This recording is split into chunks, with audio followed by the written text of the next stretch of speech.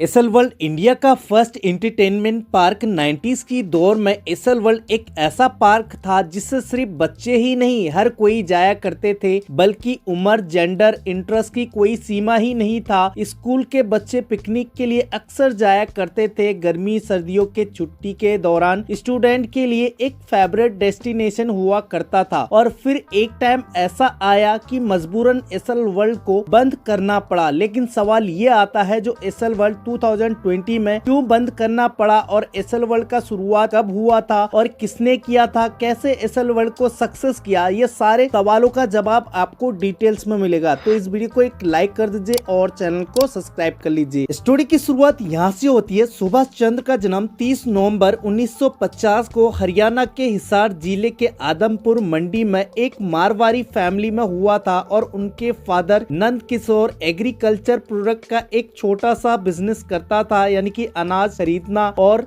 बेचने का। और उनका मदर तारा देवी हाउसवाइफ थी और वो अपने 7 भाई बहनों में सबसे बड़े थे सुभाष चंद्र। और उन्होंने अपनी पढ़ाई गांव के स्कूल में ही करते थे और अच्छी पढ़ाई के लिए हिसार के एक स्कूल में एडमिशन किया। और सुभाष चंद्र का जन्म से बहुत पहले उनका दादा जगन्नाथ ने आदमपुर मंडी में एग्रीकल्चर प्रोडक्ट का बिजनेस शुरू किया था। फिर 1946 में अच्छा बिजनेस करने के तलाश में पूरे फैमिली हिसार जिला चला गया और उनके बिजनेस को भी ग्रो मिला। और वो 1951 के आसपास में स्टेट को पॉलिश की हुई दालों का सप्लाई करने के लिए एक दाल फैक्ट्री शुरू करने का डिसीजन लिया और ये प्रॉफिटेबल डिसीजन साबित हुआ। और 1966 के अंत तक उस दाल पॉलिश प्लांट के साथ साथ 2 कपास ओटाई फैक्ट्री की शुरुआत कर दिया और सब कुछ ठीक चल रहा था। एक के बाद एक बिजनेस में एंट्री किया और उस समय 16 साल का लड़का सुभाष इंजीनियर बनने का सपना देख रहा था, लेकिन किस्मत में कुछ और ही था। फिर 1967 में गोयल फैमिली में अपने बिजनेस को लगातार लॉसेस का सामना करना पड़ रहा था और कपास के बिजनेस में भारी लॉस के कारण शुरुआत में ही Adarsh cotton, zinc and oil industry को बंद करने के लिए मजबूर होना पड़ा। और फिर दोनों कपास इंडस्ट्री को बंद करने के बाद फैमिली पर 6 लाख से अधिक का कर्ज बकाया था और इस भारी इकोनॉमिक क्राइसिस के रीजन से उन्होंने स्कूल छोड़ना पड़ा। और क्योंकि फैमिली उनके कॉलेज का फीस भरने तक की क्षमता नहीं था। पढ़ाई छोड़ने के बाद सुभाष चंद्र ने अपने पापा के बिजनेस में हाथ बटाने लगे और यहीं से सुभाष चंद्र को एक अपॉर्चुनिटी दिखी। फिर 1918 के दौर में उन्होंने एसल पैकेजिंग ब्रांड के तहत टूथपेस्ट जैसे तेजी से बिकने वाले कंज्यूमर प्रोडक्ट के लिए लालची पैकेजिंग प्लास्टिक ट्यूब का कॉन्ट्रैक्शन शुरू किया और इस बिजनेस में प्रॉफिट हुआ। इसके बाद उन्होंने और फिर एक के बाद एक बिजनेस में एंट्री किया, जैसे कि media, entertainment, packaging, education, metal, finance and technology sector. इसके बाद चंद्र ने कभी मुड़कर पीछे नहीं देखा। फैमिली बिजनेस को उसी परंपरा को आगे बढ़ाते हुए उन्होंने तत्कालीन सोयाबीन यूनिटी को पैकेज बंद चावल का एक्सपोर्ट शुरू किया गया। और फिर 1917 के दौर की शुरुआत में चंद्र ने दादा द्वारा शुरू किया गया फर्स्ट फैमिली बिजनेस को कंट्रोल उनके हाथों में आ गया था। फिर 1976 में बिजनेस का नाम बदलकर एसल ग्रुप कर दिया गया। फिर जिसके बाद चंद्र ने तेजी से ग्रो किया और उन्होंने एंटरटेनमेंट बिजनेस में एंट्री किया। फिर 1989 में मुंबई के गोरे विलेज में इंडिया का पहला मनोरंजन पार्क एसल वर्ल्ड नाम से एक मनोरंजन पार्क खोला गया। जब पहली बार एसल वर्ल्ड पार्क खोला, कई लोग बहुत एक्साइटेड थे। दूसरे तरफ कंपनी बड़ी चैलेंजेस का सामना कर रहा था। हर एक गवर्नमेंट डिपार्टमेंट एसल वर्ल्ड पर कोई ना कोई केस कर रहा था।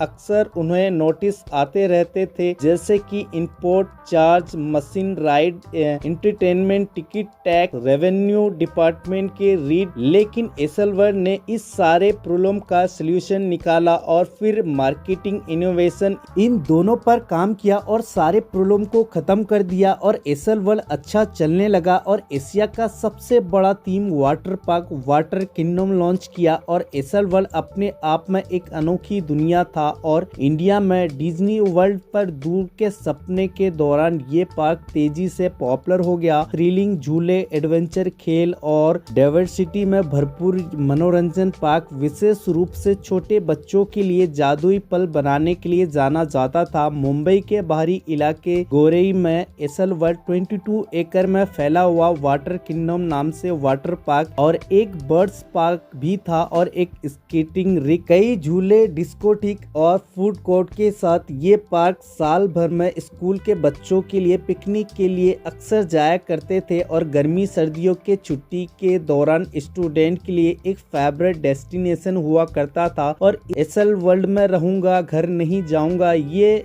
पॉपुलर सॉन्ग तो आपने सुना ही होगा और ये सॉन्ग और भी पॉपुलर बना दिया और इंडिया में 90s के दौर में कई लोगों को आज भी ये सॉन्ग याद होगा। लेकिन सवाल ये आता है जो एसएल वर्ल्ड अच्छा चलने लगा, पॉपुलर भी हो गया और कंपनी प्रॉफिट में चल रहा था, लेकिन ऐसा क्या हुआ जिससे कंपनी बैंकरप्ट हो गया? असल वजह कई है, लेकिन एसएल ग्रुप जिससे जी ग्रुप भी कहते हैं कंट्रोवर्सी में घिरा रहा और पिछले साल ही एसएल इंफ्रा को बैंकरप्सी में प्रोसेसिंग के लिए एक्सेप्ट कर लिया गया और गोरेई लैंड पर भी आरोप लगा है कि साथ ही मेगा विनाश की चिताओं को लेकर एमपीसीबी के साथ भी दिक्कत था और ये भी मत भूलो कि अमेजिका ने एंट्री मारी और सब कुछ बेहतर और नया दिया जिससे नई राइड, बेहतरीन एक्सपीरियंस और बड़ा वाटर पार्क, बेहतरीन मार्केटिंग से भी अफेक्ट पड़ा। और इसके अलावा उन्होंने कथित तौर पर अप्रैल 2020 में कोविड के बाद जब उन्होंने बंद किया था तो अपने पूरे स्टाफ को निकाल दिया,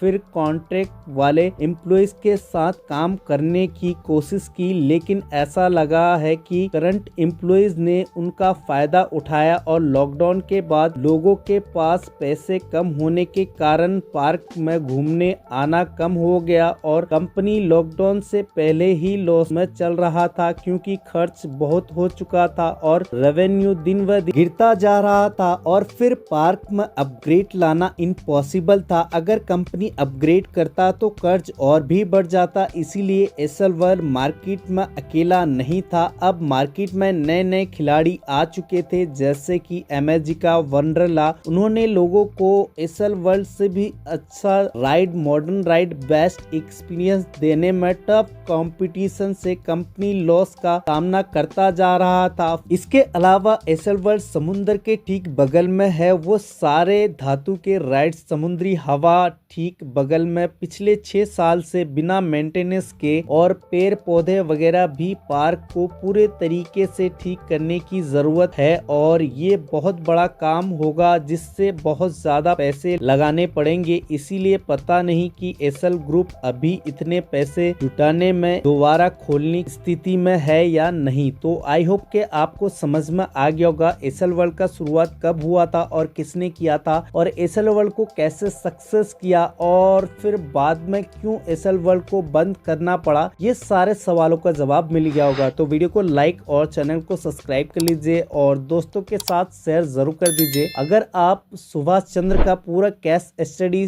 जानना चाहते हैं तो कमेंट सेक्शन में